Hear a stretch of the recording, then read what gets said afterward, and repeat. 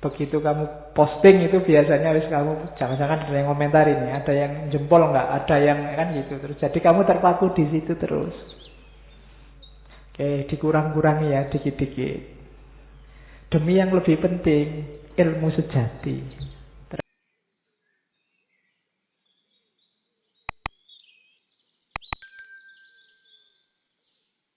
Bismillah. Assalamualaikum warahmatullahi wabarakatuh. Kita masuk ke simbolisme ya. Dewa Ruci. Dewa Ruci itu ini kisahnya salah satu Pandhawa. Pandhawa itu saya sengaja nggak memasukkan filsafat wayangnya Sunan Kalijaga di ngaji yang ini. Kapan-kapan kita ngomong khusus tentang filsafat wayangnya. Hanya karena ngomong ajaran saya harus nyinggung Dewa Ruci. Jadi Dewa Ruci ini kisahnya ketika Pandhawa yang kedua, Werkudara itu dihapusi oleh gurunya Resi Durna. Disuruh nyari air Prawitosari. Werkudara ini Pandhawa yang ndak cerdik, ndak pinter, lugu tapi punya kekuatan luar biasa. Dan karena yang nyuruh gurunya meskipun ndak masuk akal, dia berangkat. Berangkat yang pertama ke satu hutan di gunung. Namanya hutan Tikbrasara dan hutan Reksamukha. Di sana dia tidak nemu air, ketemu dua raksasa namanya Rukmuka dan Rukmala. Tarung sama raksasa, menang dia, tapi nggak nemu airnya, terus kembali lagi ke gurunya Resi Durna. Resi Durna heran, padahal itu disuruh ke gunung itu biar ketemu raksasa itu dan kalah dan tewas, tapi bisa pulang menang. Terus sama Resi Durna, kalau gitu kamu kembali lagi, airnya nggak ada toh, kamu cari di tengah samudra, jalan kaki, nggak boleh naik kapal. Saudara-saudaranya mengingatkan, kamu itu dihapusi sama Resi Durna. Tapi dia tidak peduli. Loh, yang nyuruh guru ya harus dilaksanakan apapun yang terjadi. Jalanlah dia ke tengah samudra. Di sana dia ketemu ular naga. Namanya naga Amburnawa. Makanya mungkin di momen tertentu kalian lihat gambarnya Werkudara yang dililit oleh ular naga besar. Itu bagian dari ceritanya Dewa Ruci. Dan naga itu kalah. Tapi masih bingung Werkudara. Terus airnya itu di mana? Saat dia nyari-nyari di pantai, dia lihat anak kecil. Anak kecil ini wujudnya persis kayak dirinya tapi kecil. Itulah Dewa Ruci. Nanti ada dialog-dialog panjang yang sangat mirip dengan dialognya dia dengan Nabi Khidir. Sampai terakhir ada Dewa Ruci itu nyuruh masuk, kamu masuklah dalam diriku. Kan Werkudara bingung lah, aku tinggi besar kayak gini masuk dalam dirimu yang kecil seperti apa? Katanya Dewa Ruci, masuk aja. Dan akhirnya masuk lewat telinga ceritanya. Dan di dalam dia melihat macam-macam pengalaman yang luar biasa. Nanti di Dewa Ruci ada ceritanya. Detailnya, uraiannya menurut saya nanti di Suluk Linglung. Apa saja teori yang dari sana. Malam ini kita lihat sedikit-sedikit. Dan ini sangat simbolis. Orang yang sangat awam seneng aja lihat cerita kayak gitu. Ada tawuran dengan naga, ada tawuran dengan raksasa, dan macam-macam. Nanti begitu ilmunya meningkat, dia akan paham. Oh, mungkin yang dimaksud Kanjeng Sunan itu dulu, ini simbolnya ini, itu simbolnya itu. Itu yang dimaksud dakwah pelan-pelan. Tidak ujuk-ujuk langsung diajari manunggaling kawula Gusti. Diajari wahdatul wujud, kita harus ittihad sama Allah, pening. Tapi kalau pakai Dewa Ruci, pakai cerita-cerita kayak gini, mungkin sementara akalnya nggak nyampe, dia hanya cerita biasa. Nanti pada saatnya ilmunya tambah, wawasannya tambah, cerita ini jadi luar biasa. Sama kayak lagu-lagu, lir-ilir dan lain-lain. Sementara wawasanmu belum nyampe, dia cuma lagu anak-anak biasa aja. Tapi nanti ilmumu tambah, wawasanmu tambah, dia jadi luar biasa. Itulah yang bikin Al-Quran selalu nyuruh bacalah, selalu nyuruh kita pahamilah dirimu dan lingkungan sekelilingmu. Jangan merasa sudah, belum. Semakin nanti wawasanmu tambah, semakin kamu paham, oh selama ini saya pahamnya hanya sampai level ini, ternyata bisa lebih dari itu. Jadi jangan di satu titik pun kamu merasa sudah paham tentang apapun, karena pemahamanmu saat ini sebatas sejangkauan wawasanmu. Siapa tahu nanti wawasanmu tambah, ya kamu lebih luas lagi pemahamanmu. Maka jangan berhenti. Cari ilmu harus terus. Minal mahdi ilal lahdi. Oke, simbolismenya itu ya. Itu saya tulis di situ. Kalau kisah Dewa Ruci ya sebenarnya simbolisme cerita Mangnunggaling Kawula Gusti. Air Perwitosari itu ilmu sejati. Kalau gunung sama hutan itu ya simbol halangan-halangannya. Rukmuka, Rukmala itu halangan juga. Halangan namanya Kamukten dan Kamulyan. Kalau Kamukten itu hubungannya sama kekayaan materi, Kamulyan itu kekayaan spiritual, status sosial. Orang mulia dan mukti. Ini juga jadi halangan kalau bagi orang sufi. Sering-sering orang berhenti di situ atau jadi merasa besar di situ. Duitnya tambah banyak, apa-apa bisa dibeli, segalanya bisa dipenuhi, mukti sudah hidup kita. Apalagi terus status sosialnya meningkat, mulia kita di tengah masyarakat. Dan ini harus dikalahkan. Jangan sampai kemuliaan dan kemuktian ini menjadi penghalang kita ketemu sama Allah. Karena kita merasa besar, merasa penting, merasa lebih dari yang lain. Itu harus ditaklukkan juga. Termasuk ular naga, nafsu, hasrat, ego. Kalau raksasanya kalah, ular naganya kalah, kita akan ketemu Dewa Ruci.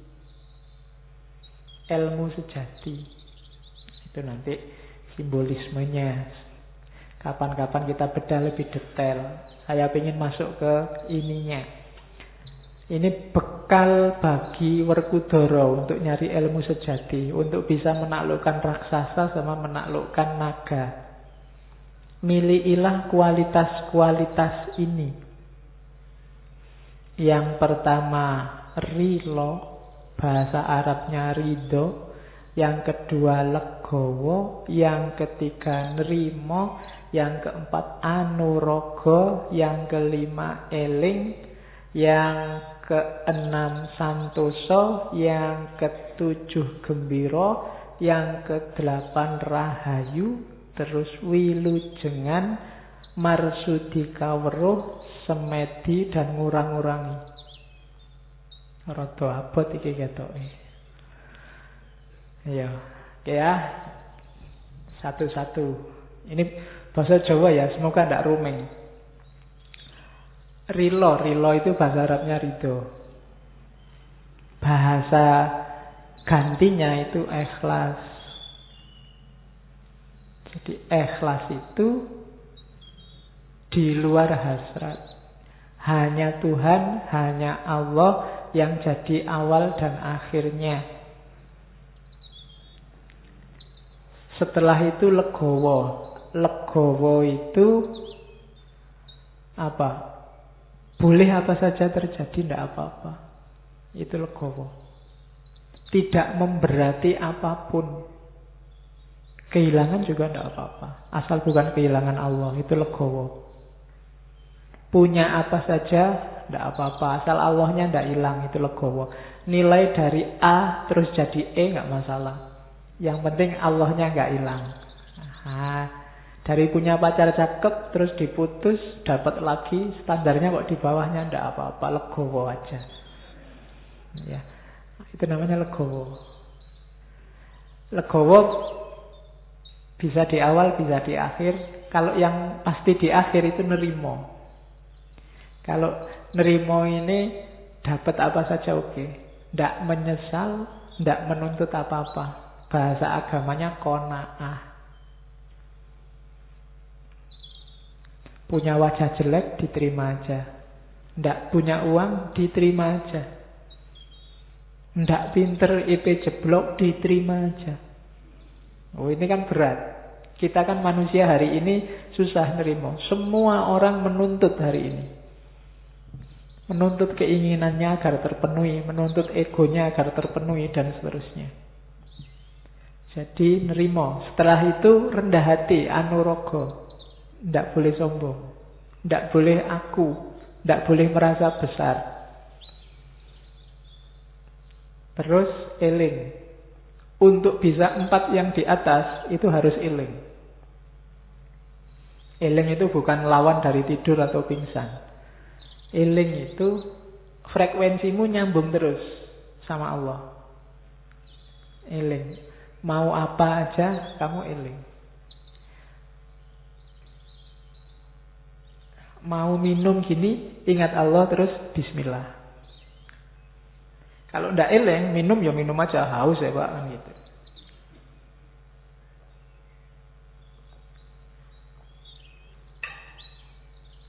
Terus santoso. Ini bukan nama orang ya. Bukan nama PO BIS juga. Santoso itu di Indonesia kan jadi sentosa. Makna pasnya itu selalu berada di jalan yang benar. Biar santoso, maka setiap kali baca Fatihah kamu berdoa ihdinas sirotol mustaqim. Jadi sebenarnya jalan yang benar itu kita semua sudah tahu. Tinggal mau konsisten apa enggak. Biar hidupmu santosa, konsistenlah dengan jalan yang benar. Terus gembira. Untuk menuju ilmu sejati nggak boleh stres, nggak boleh depresi. Orang stres dan depresi itu orang yang tidak rilo, tidak legowo, tidak nerimo. Tapi kalau kamu rilo, legowo, nerimo, kamu mesti ceria terus. Nggak ada sumpeknya. Kamu galau, sumpek, itu kan keinginanmu nggak terpenuhi. Cita-citamu gagal. Masa lalumu jelek. Kan itu. Itu berarti kamu ndak rilo, ndak legowo, ndak nerimo.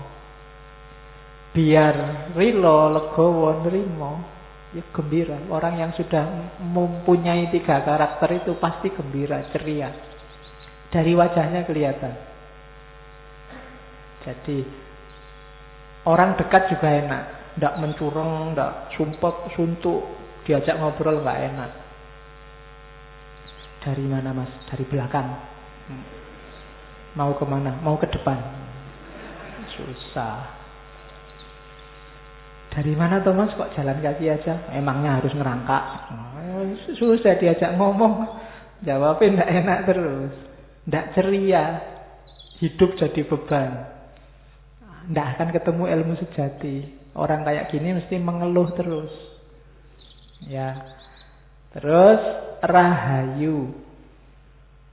Rahayu itu biasanya kita pakai ini ya, hayu, rahayu. Hatinya selalu ingin melakukan yang baik. Makanya Islam kenal assalamualaikum, agama yang lain ada yang pakai istilah rahayu. Itu berarti mengharapkan orang lain dalam kondisi baik, selamat selalu. Selanjutnya wilujengan. Jangan salah, untuk cari ilmu sejati juga kamu harus wilujeng, harus sehat. Jangan mentang-mentang saya mau ilmu sejati tirakat terus poso, ndak makan, ndak minum, ndak merokok, ya kecut. Ya, sehatlah ya. Sehat dulu baru bisa semua ini. Lah kalau kamu sakit ya mikir gembira, mikir santosa, eling ya abot. Sehat. Jaga kesehatan. Jangan melakukan hal-hal yang mencederai kesehatanmu. Itu menunjukkan kamu tidak amanah. Karena badanmu, fisikmu itu titipannya Allah, bukan milikmu yang bisa kamu pakai sesuka hatimu. Itu amanat dari Allah, dijaga. Kalau memang tidak ada yang penting ya tidak usah melekan. Kalau memang nggak kepepet karena nggak ada uang ya makanlah 3 kali sehari. Kalau tidak ada uang ya utanglah. Ya, kalau sudah terlalu banyak utang ya ganti warung. Yang belum ada utangnya. Iya. Lo kan gampang, tinggal pindah angkringan di sebelah kan sudah utang yang baru. Tidak apa-apa. Ya kalau ada yang nagih marah-marah ya bilang aja ini menjaga amanahnya Allah ini loh kok berat. Oke, terus sehat ya badannya, baru setelah itu marsudi kawru, nambah wawasan terus, jangan berhenti-berhenti. Sampai besok-besok. Tidak boleh merasa pintar meskipun sudah jadi profesor, jadi luar negeri, jadi wis nggak masalah wis. Tetap marsudi kawru, jangan merasa sudah. Harus selalu belum untuk ilmu ya. Setelah itu semedi. Semedi ini fungsinya introspeksi ke dalam. Yang dilakukan di atas tadi semuanya sudah pas apa belum? Kalau bahasa agamanya tafakkur muhasabah. Harus ada fase ininya. Dan yang terakhir ngurang-ngurangi. Tidak boros, tidak kakean turu, tidak kakean makan, tidak, dikurangi dikit-dikit. Jangan berlebihan lawannya. Mengurangi kan ngeluih-ngeluih, tidak boleh. Kalau urusan dunia, urusan apapun yang tidak esensial, kurangilah. Kamu sendiri ngerti mana yang harus dikurang-kurangi. Berapa jam harus begini, berapa jam harus begitu, dan seterusnya. Minggu lalu saya bilang misalnya HP, smartphone-mu itu harusnya berapa jam sehari kamu pakai. Karena kalau penelitian terbaru minggu lalu saya bilang kan orang Indonesia itu rata-rata 9 jam. Dilihat mungkin penelitiannya lewat provider itu. Jadi hitunganku 9 jam itu sudah luar biasa. Wong tidur manusia dewasa saja 7 jam. Itu 9 jam. Jadi yo kurangilah dikit-dikit. Yo 9 jam kurang 5 menit lah sebentar. Yo kan pelan-pelan terus 9 jam kurang 10 menit, 9 jam dikurangi. Kalau selama ini bangun tidur yang dicari dulu HP, terus ada WA apa. Yo sekali-sekali nggak usah nyari HP dulu lah. Begitu mau nyari HP, nanti aja tak buka jam-jam 8. Kalau memang sangat penting kan masuk di WA, mestinya kan telepon kan gitu pikiranmu biar gak was-was. Jangan-jangan ada yang komentari aku nih, jangan-jangan ada yang ya ngomong aku nih, kan selalu kalian gitu tuh. Begitu kamu posting itu biasanya harus kamu jangan-jangan ada yang komentari nih, ada yang jempol nggak, ada yang kan gitu terus. Jadi kamu terpaku di situ terus. Oke, dikurang-kurangi ya dikit-dikit. Demi yang lebih penting, ilmu sejati. Terus, nah nanti di Dewa Ruci ada 4 jenis nafsu. Kalau ini nggak saya jelaskan detail, kemarin di Ghazali, di beberapa sufi sudah dibahas. Jadi ada nafsu lawamah, nafsu sufiyah, nafsu amarah, nafsu mutmainnah. Ini juga yang diajarkan oleh Dewa Ruci. Jadi setelah masuk ke telinganya Dewa Ruci, kalau di Suluk Linglung setelah bergabung sama Nabi Khidir, di dalam situ melihat banyak cahaya.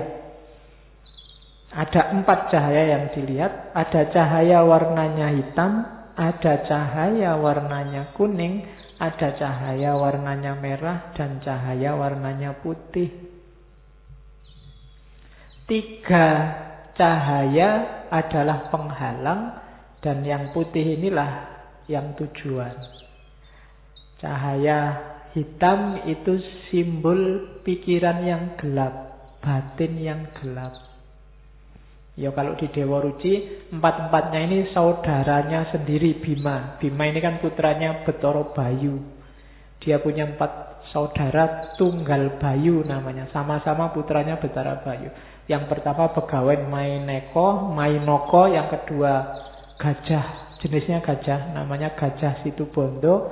Kemudian yang ketiga ada raksasa, namanya raksasa Joyorekso.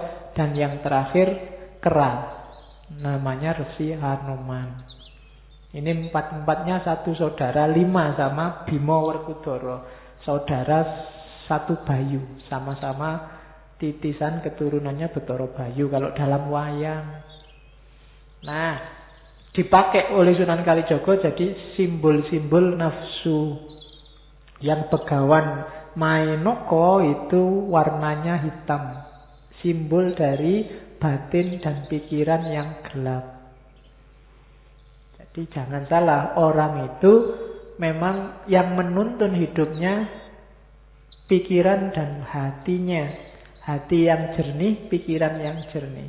Kalau batin dan pikirannya gelap, ya dia akan tertuntun dalam kegelapan. Oke, itu nafsunya namanya nafsu lawamah. Pikirannya jelek-jelek, batinnya mengarah yang jelek-jelek. Orang yang di level ini nggak bisa mbok tanya ke hatimu, nggak bisa. Hatinya sudah gelap. Jadi ada orang yang nggak bisa kamu nasihati, tanyakan sendiri hatimu. Hati nuranimu bilangnya apa? Kalau orangnya hatinya gelap, dia tanya beneran, keluarnya juga gelap. Itu yang sering orang tertutup oleh pikiran dan batinnya yang gelap. Hati-hati. Jadi tidak semua orang saya ikut kata hati saya. Nanti dulu, hatimu dalam kondisi apa dulu? Kalau hatimu gelap, dikuasai oleh nafsu, ya ikut kata hatimu mengarah ke sana. Kecuali hatimu memang pas jernih.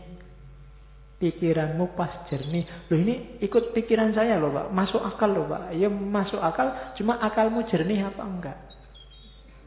Ya, kalau akalmu jernih ya. Tapi kalau akalmu penuh nafsu, penuh hasrat, wong yang jelek bisa kamu rasionalkan jadi baik. Wong pacaran aja kamu anggap ta'aruf. Iya kan? Dulu manggilnya sayang, hani, sekarang diganti ukhti, akhi. Iya. Aduh, wahai. Dan kamu menyebut, oh, itu lebih islami, Pak. Pikiranmu kan itu. Ya, yang jelek-jelek bisa jadi bagus. Akal. Karena hatinya gelap. Jernihkan dulu hatimu, tajamkan dulu pikiranmu, baru kamu ketemu kebenaran. Kalau enggak, nafsu lawamah. Yang kedua, nafsu sufiyah. Ini dari gajah. Jadi warnanya kuning. Ini biasanya hubungannya sama kecenderungan orang untuk malas, lemah, lupa. Kamu menyebutnya manusiawi, tapi itu penyakit. Manusiawi Bapak, sekali-sekali lemes, sekali-sekali males. Iya, itu nafsu juga jenisnya. Seharian main game, HP lagi. Terus kamu kalau diingatkan, oh, kita kan berhak istirahat, berhak dapat rekreasi, berhak. Itu nafsu sufiyah namanya. Kamu punya justifikasi untuk malesmu. Tiap hari di kamar nggak keluar-keluar. Kalau diingetin bawa keluar-keluaran, enggak, di luar banyak dosa. Iya. Ya padune kowe males. Kuliah ndak masuk, ke masjid ndak mau, diajak temennya kemana-mana ndak, alasannya takut terkontaminasi. Ndak, itu namanya nafsu sufiyah, warnanya kuning, bikin orang males, lemah, lupa. Oke, diajak apa-apa capek. Nah, itu nafsu sufiyah. Yang ketiga, nafsu amarah. Lambangnya warnanya merah. Kalau kalian lagi agresif, pingin nabrak sesuatu, pingin ngerusak sesuatu, hatimu panas, itu nafsu amarah. Matanya merah, mukanya biasanya juga merah, darahnya naik ke atas semua. Nah, itu alamat. Makanya Nabi ngasih petunjuk, kalau kamu sedang itu, kalau pas berdiri duduklah, kalau pas duduk berbaringlah, kalau pas berbaring ya gulung-gulunglah. Wudulah maksudnya. Iya, ambil wudu, sholat. Kan gitu. Jangan sampai dikuasai nafsu amarah, bahaya. Orang marah itu omongannya tidak terkontrol. Bisa jadi ngomong seolah-olah marahi orang lain, bisa balik ke dirinya sendiri. Itu karena marah. Itu kan kayak ada majikan marah sama supirnya. Saking marahnya dia marahi supirnya. Terus dia bilang, pantatmu kayak wajahku. Ya. Dipikir-pikir, oh kebalik. Ya, dia balik lagi. Keliru tadi, bukan pantatmu kayak wajahku, tapi wajahku kayak pantatmu. Padha wae. Ya. Ya. Itu karena sedang marah, pikirannya ndak tertata. Jadi hati-hati nafsu amarah ya, melakukan sesuatu. Biasanya kamu habis marah melakukan apa, itu kamu menyesal. Ah, tadi nggak usah ngomong gitu, ngapain sih? Tadi kok aku ngomongnya sampai segitu ya? Jangan-jangan temanku sakit hatinya sekarang. Itu karena tadi kamu dikuasai nafsu amarah. Oke, kalau kamu merasa, wah ini marah ini, mundur dulu sebentar. Jadi dipikir dulu. Kalau mau marah, marahnya diatur. Biasanya nggak jadi marah. Ngomongnya ditata dulu. Marahku ini ngomongnya harus gini. Biasanya nggak jadi marah. Pokoknya jangan melakukan sesuatu kalau sedang marah. Bisa bahaya. Marah boleh, manusiawi. Tapi jangan ditaklukkan oleh marah. Oke, nafsu amarah. Dan yang keempat, inilah nafsu mutmainnah. Pikiran jernih, batin jernih, aktif, tidak males, tidak ngelukruh, dan tidak dikuasai amarah. Kita sedang ada di ranah mutmainnah, warnanya putih, simbolnya Hanoman, kera berbulu putih. Itu 4 jenis nafsu yang dinasehatkan oleh Dewa Ruci pada Werkudara. Nah, jalannya namanya topo. Topo itu sebenarnya dari tradisi Hindu, Buddha ada istilah semedi, topo juga. Topo itu dari tapa, dari tap atau tapas. Kalau bahasa Urdu, bahasa India artinya energi. Makanya kemarin itu ada sinetron dari India, ada tokohnya namanya Tapasya. Ya, kalian yang ahli nonton itu ya. Saya kan cuma dengar sama lihat. Nah, kalau Tapasya itu artinya energi penting, energi vital. Maka disebut tapa itu berarti apa? Upaya menaklukkan energi dan menguasai energi hidupmu. Itu tapa namanya. Latihan untuk menaklukkan dirimu. Nah, nanti di Suluk Linglung sama di Dewa Ruci ada beberapa jenis tapa. Ada topo untuk badan, untuk hati, untuk nafsu, untuk nyawa, untuk rasa, untuk cahaya, dan untuk atma. Ini narasinya bagus.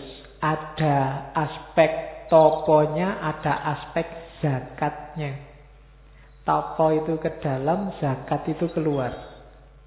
Untuk mencari keutamaan badan, toponya adalah sopan santunlah.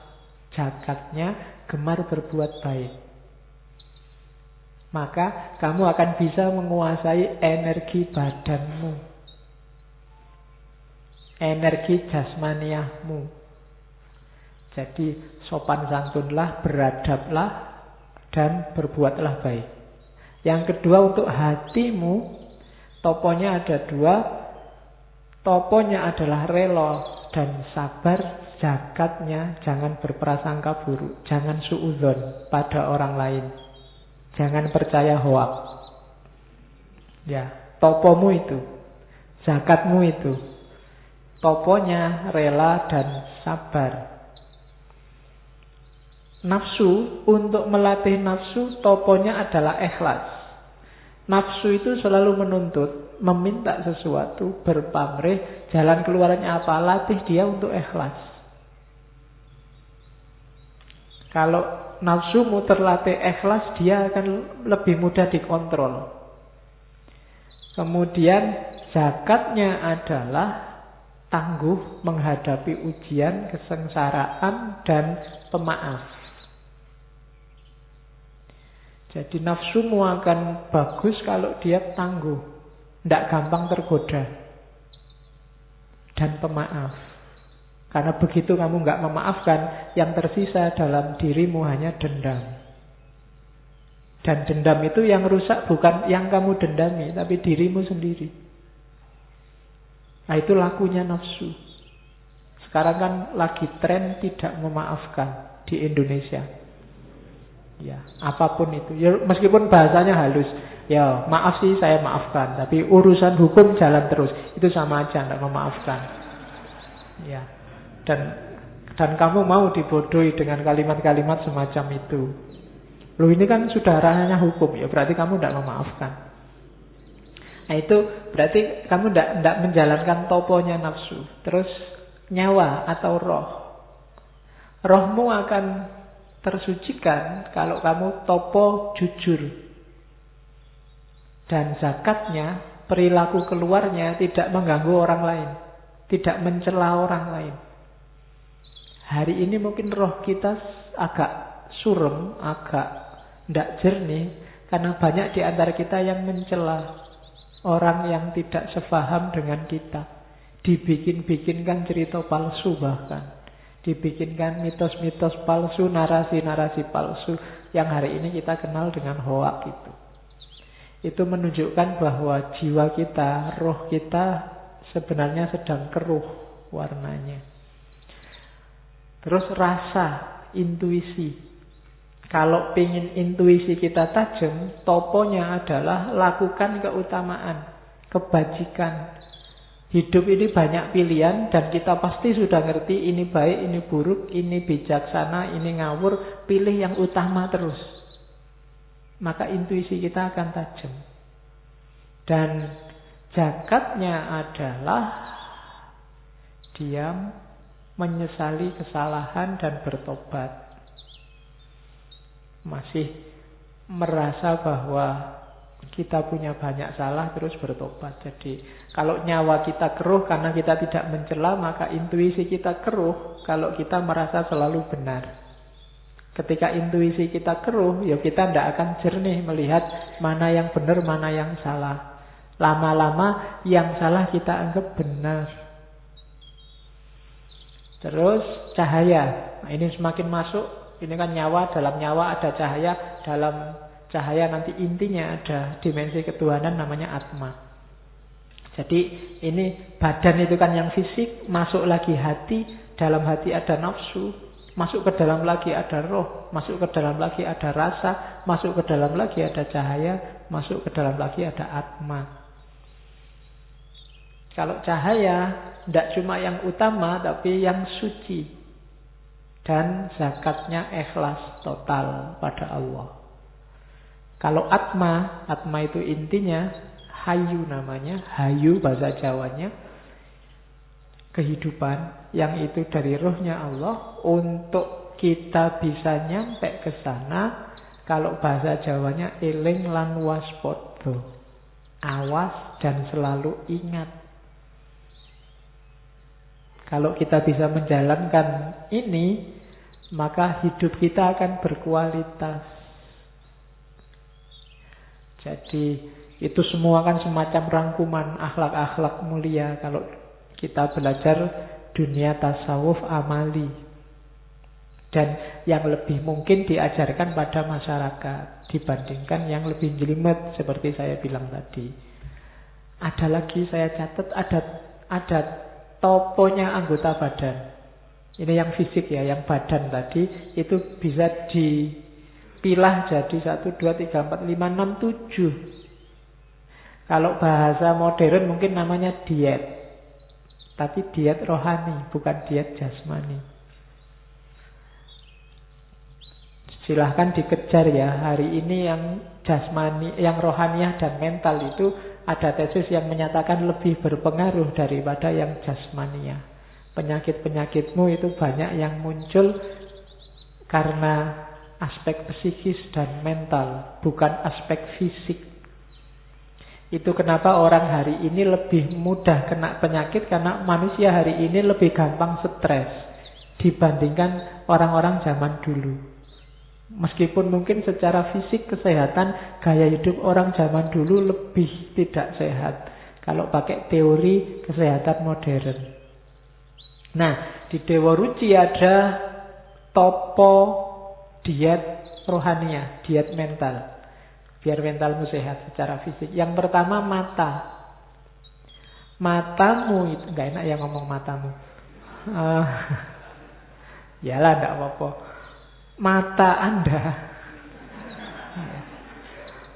akan sehat secara rohani. Rumusnya mengurangi tidur, ini berat. Dan zakatnya tidak menginginkan kepunyaan orang lain. Tidak tamak. Mata kita akan sehat. Ngelirik miliknya orang lain. Rasanya kok orang lain selalu lebih hebat dari kita. Kok pacarnya orang lain lebih cakep ya. Istrinya orang lain lebih cakep ya. Itu ingin. Jadi sebenarnya ini fitrahnya manusia, diramal Al-Quran, diramal Nabi, bahwa manusia itu kalau dikasih 1 gunung emas, dia akan pingin 2 gunung emas. Sudah punya 1 istri cantik, masih mimpi punya 2 istri cantik, punya 2 pingin 3. Kalau nggak dibatasi bisa sebanyak-banyaknya. Ya, topolah. Jadi jangan menginginkan miliknya orang lain. Terus telinga. Kalau telinga, toponya adalah mencegah hawa nafsu. Dan yang kedua, jangan mendengarkan kata-kata yang buruk.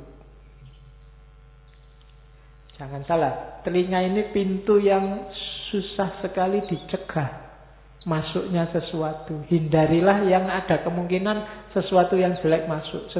Sesuatu yang jelek itu bisa caci maki, omongan jelek. Teori-teori yang menyesatkan, konsep-konsep yang bikin kita terlena, macam-macam. Hindari itu. Karena kalau itu masuk lewat telingamu, dia segera masuk ke kepalamu, ke otak. Kalau kamu nggak mau nerima, dia akan tersimpan di bawah sadarmu. Kadang-kadang nyetir kamu, tapi kamu nggak terasa. Jadi mata sama telinga penting untuk menjernihkan hati dan pikiranmu. Maka puasalah mendengarkan yang tidak penting. Dan mata juga puasalah melihat yang tidak penting. Yang itu simbolnya miliknya orang lain. Jadi itu. Terus hidung. Kalau hidung mengurangi minum. Terus tidak suka mencela keburukan orang lain. Jadi jangan suka mencela orang lain. Dan saya tidak tahu ya, Indonesia hari ini lagi-lagi ya peradabannya sedang surut. Mungkin kita agak banyak melupakan pesannya nenek moyang kita. Jangan salah, Sunan Kalijogo mendakwahkan semua ini karena mungkin beliau ngerti benar karakter kita. Ini orang Jawa, orang Indonesia, orang Nusantara itu karakternya begini, maka obatnya ini. Jangan cari obat di mana-mana. Mereka yang sangat dekat sama Allah sudah ngasih kita obat. Yang selama ini sering kita cuekin. Itu hidung. Terus lisan. Lisan mengurangi makan, kemudian menghindari kata-kata yang buruk. Mulutmu harimaumu, hati-hati. Sekarang mungkin kata-kata itu tidak cuma keluar dari mulut, bisa keluar dari jempol. Kalau kamu sedang WA-an, jadi itu ya termasuk kata-kata. Ya. Jadi kalau jangan suka mencela, mulut saya itu terjaga Pak, cuma tanganmu tiap hari maki-maki orang. Jadi sekarang tidak usah nunggu hari kiamat, mulut dan tangan bicara itu. Ternyata sekarang tangan juga sudah bicara sendiri. Oke, terus aurat. Ya, ini ngerti ya aurat, bukan bakso aurat. Kalau bakso aurat kan itu. Auratmu itu toponya adalah menahan syahwat. Zakatnya menghindari zina. Ini nggak usah tak jelaskan. Di kepalamu gambarnya sudah banyak. Terus referensimu kan banyak. Ya, terus tangan. Tangan itu toponya adalah tidak mencuri, tidak mengambil yang bukan haknya. Dan yang ketiga, zakatnya tidak suka menyakiti orang lain lewat perbuatan kita. Kaki, ya, Tugasnya apa? Menghindari berbuat jahat. Hindarilah. Dan zakatnya apa? Introspeksi. Jangan-jangan yang dilakukan selama ini keliru. Lakukan topo ini, lakukan diet ini, maka kita akan sehat. Mata, telinga, hidung, lesan, aurat, tangan, dan kaki. Hidupmu akan tentram. Pakai rumus ini. Ini yang pesan bukan saya, tapi Sunan Kalijogo lewat Suluk Dewa Ruci dan Suluk Linglungnya.